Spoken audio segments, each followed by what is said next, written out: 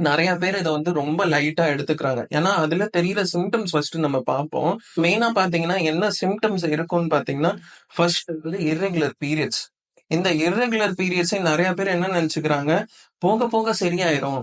எப்போ அவங்களுக்கு இந்த சிம்ப்டம்ஸ் பெருசா தெரியும்னா, மேரேஜ் ஆனதுக்கு அப்புறம் அவங்களுக்கு பிரெக்னன்சில டிஃபிகல்டி வரும். அப்பதான் அவங்களுக்கு இந்த பிரச்சனையே பெருசா தெரியும். அதுவரையிலும் என்ன பண்றாங்க, போய் ஒரு மெடிக்கல்ல போய் டேப்லெட் வாங்கி டக்குன்னு வாங்கி போட்டுக்கிறாங்க. So that is one thing you should not do. பண்ணவே பண்ணாதீங்க.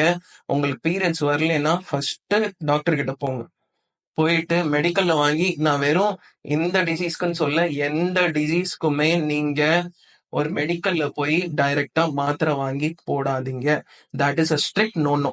ஸோ இந்த வீடியோ பார்க்குறீங்கன்னா, கண்டிப்பா இந்த ஒரு மெசேஜ் எடுத்துக்கோங்க. மெடிக்கல்ல சும்மா மாத்திரை வாங்கி போடக்கூடாது.